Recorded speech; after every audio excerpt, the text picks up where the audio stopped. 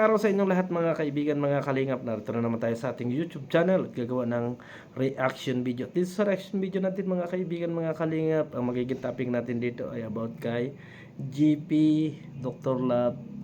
At doon sa sinasabi ni GP nga na siya ay sinisiraan, ganon din po si Papa Eds mga kaibigan. Yan po yung ating pag-uusapan for today kasi marami yung nagbi-message sa atin. Tinatanong, alam ba natin yung usapin na ito? Alam ba natin kung content lang ang dalawa, si JP at saka si Dr. Lab? At ito po ang ating pag-uusapan for today mga kaibigan, mga kalingap. At para naman sa ganun ay masagot ko yung mga tanong ng mga nagbi-message sa atin at nang malaman ninyo kung ano ang status natin sa mga bagay na ito. Pero bago yan, shout out muna kay Kuya Bal Santos Matubang, Kalinga Prab, and Ate Edna. At ganoon din po kay Nadisa Bicolana, Ate B Considerate, and Ma'am Miss Tikayons. Ganoon din po mga kaibigan. Dito sa palalabs ko mga kaibigan, Gingging Vlog 1991 mga kaibigan. Pakisuportahan po ang kanyang YouTube channel. Ganoon din po sa mga ambassador natin mga kaibigan. Panood po ng kanilang mga video kasi pure charity vlog po ang ginagawa ng ating mga kasamahang ambassador. Ganon din po sa lahat ng mga reaktor na legit reaktor ng Kalingap mga kaibigan. So ito na nga mga kaibigan, dumako na sa ating pag-uusapan kasi alam ko na maraming nagtatanong at meron na rin nga reaction video dito si Marciano TV. Shout out kay Sir Manzano TV na panood natin yung kanyang ginawa reaction video mga kaibigan. Totally lagi ako nasa live nila mga kaibigan, sila Dr. Love and JP, at nagkakaroon nga ng bangayan or nagkakaroon nga ng pagtalo-talo kasi yung mga viewers ay mali-mali yung ibang sumbong mga kaibigan. Napapansin ko pag nandoon sa live ni JP, iba yung sinasabi nila. At pagdating kay Dr. Love, iba naman yung sinasalita. Parang katulad lang mga kaibigan noong minsan live si Kalingap Edo na nag-live si Kalingap Edo. Bago pagkatapos si Kalingap Edo ay nag-live tayo. At mali na yung sumbong ng ibang viewers sa atin. Kasi sabi doon ni Kalingap Edo dati na paldo yung mga reaktor. Ay kagad ang sinabi ng mga viewers, "Oy, Berador, paldo ka daw," sabi ni Kalingap Edo. Ikaw daw ang pumaldo ng pumaldo sa pagre-reaction sa kay Kalingap Edo. So, nandun naman ako sa live ni Kalingap Edo, kaya tumawa na lang ako kasi mali-mali yung sagot. So, ito yung nangyayari mga kaibigan sa dalawa, ito yung nangyayari na sumbong dito, sumbong doon. Hindi natin talaga masasabi natin mga kaibigan na yung mga sumbong ng mga viewers, kapag paniniwalaan natin talaga ay madadala tayo ng ng init ng ulo. Ganun ang nangyayari na nakikita natin kay Dr. Love mga kaibigan, Ganun yung nakikita natin kasi binabasa niya yung mga sumbong laban kay JP at sinasagot naman ni Dr. Love. Totally mga kaibigan, hindi naman na dapat natin itong pakalman kasi laban nilang dalawa ito pero may pakiusap po si JP dito na ako'y ipapanood sa inyo. May papanood po ako sa inyo mga kaibigan kasi lumalawak na naman. Hindi lang dito sa sa paligid, kung hindi lumalawak sa buong community na naman yung nagiging sagutan, mga kaibigan. Kasi nga hatid-hatid ng mga kwento na kung pagbabasihan mo naman ay wala namang kabuluhan at hindi naman totoo yung hatid sundo, 'di ba? So mas maganda nito kung halimbawa may mga sumbong ang mga viewers sa inyo, ay panoorin ninyo yung live nung isa. Para sa ganun ay mas malinaw at para may time kayo na makrebatal. Kasi mahirap makrebatal mga kaibigan mahirap kasi mga kaibigan, mga kalingap, na magrebatal kayo or maniniwala kayo sa mga sumbong-sumbong. Ito kasi yung nangyayari mga kaibigan, mga kalingap, nakikita nga natin doon sa live ni Doc, wala man tayong kaaway sa mga yan mga kaibigan, at hindi na mister pa sana na tayo ay magsalita dyan kasi nga ang sinasabi nga dyan ni JP mga kaibigan sinisiraan silang dalawa ni Papa Eds doon sa isang GC. So sumugot naman si Dr. Love na dapat ay pangalanan yung tao na yon. pangalanan kasi nadadamay daw di umano yung Timbanig ba yun or yung sponsor, basta sponsor mga kaibigan, nadadamay. Kaya gustong pangalanan ni Dr. Love yung inilalive ni JP mga kaibigan. So, yung sumbong naman ng mga viewers na may galit kay JP, iba na yung pagdating kay Dr. Love mga kaibigan. At pagdating naman doon sa kabila, sa live ni JP, may sumbong naman kay Dr. Love. Pero dito sa aking ipapanood na video mga kaibigan sa inyo, na sinabi dito ni JP, ay maliliwanagan ang lahat at sana ay maunawaan din ito ni Dr. Love, mga kaibigan, mga kalingap. At para naman sa ganon, matahimik ang agency community kasi iba't iba na naman dala na naman yung agency community kasi nga mga kaibigan ang nangyayari, founder at yun namang isa ay katikitan ba, Kalingap Ido, at doon naman sa isa ay nakadikit kay Biancy ay pare-pares baga naman kalingap. So panoorin muna po natin mga kaibigan, mga kalingap, ang bidyong ito para sa ganon makagawa tayo ng panibagong reaction video. Tara! At mayroon pala akong palala, umpisa agad, wala nang paligoy-ligoy pa kahit wala pa tayong viewers kasi siguro may nag-reply. Dito, mayroon na akong i-announce, Doc, kay Dr. Love. Doc, huwag kang mangialam dito, Doc. Laban ko ito, hindi ka kasali dito sa usapan na ito. At sa mga viewers natin, huwag kayong magbanggit ng pangalan ni Dr. Love dito. Pwede ba yun? Pwede makiusap? No? Huwag kang mangialam dito, Dok. Laban ko ito. No? Hindi mo alam ang mga nangyari. No? Yan. Isa rin yan, sasabihin ko. Ako nagsisearch kasi ako No? At saka, ito ang masasabi ko. Diretso topic, wala nang paligoy-ligoy pa. No? Huwag kayong magdalhin yung pangalan Dr. Love dito. At isa lang panawagan ko, Dok, huwag kang mangialam dito. Wala kang alam dito. No? Kung mayroon man nagsumbong sa iyo, bahala sila. Pero alamin mo, dapat manood kayo sa mga dati kong live na yung Rokan Edition. Nandyan man yun, nakapublic. Para bago magngaw-ngaw, may alam. No? Ako kasi, ni minsan, hindi ako naging one-sided. No, hindi ako naging one-sided. Ito kasi ngayon ay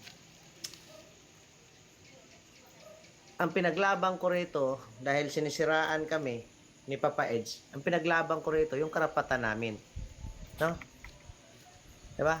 Ang pinaglaban ko rito kasi karapatan namin, sarili namin ni Papa Edge.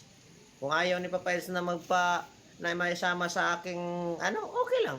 Ipaglaban ko yung sarili ko. No? Kaya sana, Dok, maintindihan mo ito. Huwag kang mangialam dito, Dok. Hindi mo alam to. Laban ko ito. Ako ang biktima rito. Hindi mo alam yun. No? Huwag kang, dami kong bago kasi ako mag-live. Pero, dito, huwag nyo dalhin ang pangalan ni Dr. Love para hindi siya kasali. No? Hindi siya kasali dito. Laban ko ito. Oo. Laban ko ito. Grabe. Tapos mayroon pang ayoko nang kasi hahaba na naman Basta ito lang ang masasabi ko, Dok. Huwag kang mangialam dito. No, huwag kang mangialam dito. Hindi mo laban to. Laban ko ito. Oo. Ha? Kaya relax lang kayo. 'Di ba? 'Di ba? Nga mga kaibigan, mga kalingap, at napanood naman ninyo, siguro, kala-live lang ni JP, yung live niya, ay nakikusap siya kay Dr. Love na huwag makialam at hindi siya kasama doon. So para sa akin mga kaibigan, sa pakiusap na ito ni JP kay Dr. Love, kung ano man yung mga sumbong sa iyo Dr. Love, ay hayaan mo. Bakit kasi nila ginawa sa GC nila na gano'n na manira, mga kaibigan ng mga tao? Hindi tama na magawa kayo ng GC. Against talaga ako dyan mga kaibigan. Kapag gumawa kayo ng GC at pinag-usapan ninyo ang isang tao, kahit ako po mga kaibigan, isasama ang loob ko. Kaya tama yung live na ito ni GP, hindi ko naman sinakampihan. Huwag kang kumampi Dr. Lab doon sa mga taong nagsusumbong sa inyo. Sila ang mali dyan kasi sila nagmaritisan doon sa GC. Kasi may ebidensyang ipinapakita si GP at may mga screenshot. Ibig sabihin totoo. Diba? Totoo. So, hayaan mo sila. Bakit sila gagawa ng chismis at gagawa sila ng maritis dyan? Alam nilang GC yan. So, panagutan nila yan. Ako, kahit sino pa yung mga nasa GC na yan, mga kaibigan, kahit sino pa yung mga kakilala ko dyan, kapag isang tao ay nagchismisan at yan ay pumutok, ay hindi ko kayo pagtatanggol kahit na sinasabi ko nga mga kaibigan na kadikit ko kayo o kung kaano pa man kayo, nakatulong pa man kayo sa akin, hindi ko kayo pagtatanggol. Bakit ginawa ninyo ng maratisan dyan sa ano na yan, sa GC na yan? Kaya dito sa pakiusap ni GP, Dr. Lab, tama na. Huwag ka nang makialam kung yan mga tao na yan ay nagsusumbong sa iyo, nagpapakampi sa iyo. Sinisira ka lang yan. Sinisira ka lang. Huwag mong hayaan na mas magamit ka, ipagtanggol ka, kasi alam mo na ikaw yung tinitingnan ng tao dyan, ng mga founder dyan. So, kapag ikinagpanipaniwala dyan, yari ka dyan. Kaya masasabi ko sa iyo, nag-live na rin naman si GP, hayaan mo na si GP ang bumalitaktak doon sa tao na yon, kung sino mo yung mga tao na yon na nagbaritisan sa kanya at naninira kay Papa Eds. Ay tama naman yung kanyang sinabi, laban niya yon, hindi mo laban, Dr. Lab, at wala kang alam doon. O, di ba? So para sa akin, okay po yun mga kaibigan, at huwag mong masamain yung Dr. Lab, yung mga ganong bagay. Kung may mga nagsusumbong sa iyo, tanong mo. Kasi ako, kapag may nagsusumbong sa akin na malapit sa akin, ang tanong ko, ano ba yung pinasabi nyo? Ano ba yung mga pinag-usapan nyo? Ano ba talaga, ba't nyo ginawa ito? So, pag napatunayan ko na ginawa ninyo ito sa inyong GC, sulusutan ninyo yan. Magsuri kayo kung kailangan magsuri kayo. Pero kung kayo ay gumawa sa GC ninyo ng ganyang maritisan at gusto ninyong magpakampi sa akin, ay wag ninyo akong gamitin para kampihan ko kayo. Kasi hindi ako nakakampi sa mali. Ako, number 1 akong maritis, pero pagdating sa mga GC, tahimik lang ako. Hindi ako nakikimaritis. Yan yung matagal ko nang sinasabi. Ilan GC na yung nabuwag natin mga kaibigan na ng mga nagsumbong sa atin na pinagmamaritisan nila yung mga GC, ay talagang pinapangalanan ko yan kapag ganyang nagmaritisan. Kasi ang katwiran ko, ginawa ninyo yan, ay di gawin ko rin yung nararapat para sa akin. Sabi nga ng iba, pwede akong kasuhan, cyberbullying or ano, di bahala kayo. Kasalanan nyo, gumawa kayo ng ganyan, ayaw naman ninyo palang mahiya. Kung ayaw ninyo gumawa ng kahihiyan at ayaw ninyo gumawa ng gulo, huwag kayong makipagkwentuhan at huwag kayong makipagmaritisan sa mga GC ninyo. So, siguro, mga kaibigan, mga kalingap, maliwanag na ito kay Dr. Lab na malinaw na hindi ikaw ang kalaban ni GP. Kalingap baga kayong dalawa, sa bagay pares man kayong pangit, hindi katulad ko, bahala kayong magbangayan dyan kasi parehas na wala kayong sisiraing mukha. Huwag nyo lang ako idadama. Basta ang masasabi ko, relax lang kayong dalawa, pinaglalaban lang kayo ng mga viewers ninyo, at huwag kaagad maniniwala doon sa mga comment, mga sumbong, kasi naranasan natin yan. Minuto lang ang naging pagitan. Live si Kalingap Edo. Pagkatapos ng live ni Kalingap Edo, nag-live ako. Abay, iba na yung sumbong sa akin mga kaibigan. Ang sumbong agad sa akin ay, Berador, galit sa'yo si Kalingap Edo. Kasi pumaldo ka daw. Paldong-paldo ka daw sa mga ginawa mong reaksyon. Kaya sinagot ko, wala man akong revenue. Yan lang, pero alam ko kung ano yung ini-live ni Kalingap Edo, na hindi ako yung tinukoy na pangalan doon, yung reactor. Kung ako agad ay na high blood, di ubakan ko na kagad si Kalingap Edo. Yun kasi yung nangyayari kay Dr. Lab. Kasi si Dr. Lab kasi, bulong ko lang sa inyo, ganyan na talaga yung mga sign of age na malapit na mag-senior.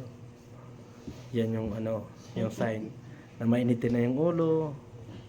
Sabi nga na balitaan ko nga, nabulong-bulong ko nga na si Dr. Love hindi na masyadong makapag-drive kasi nahihilo-hilo na. Ay ganyan na po mga kaibigan. Kaya minsan unawain na rin natin si Dr. Love kung maingay.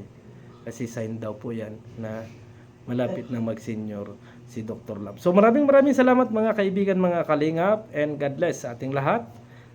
Suportahan po ninyo ang YouTube channel ni Kuya Bal Santos Matubang at sa kanyang mga gagawin pang charity work, yung pong mga pagre-repair ng bahay ng mga kalingap Angel na nadadali ng bagyo at kinakain ng pusa mga kaibigan. So maraming salamat and God bless sa ating lahat. Bye bye.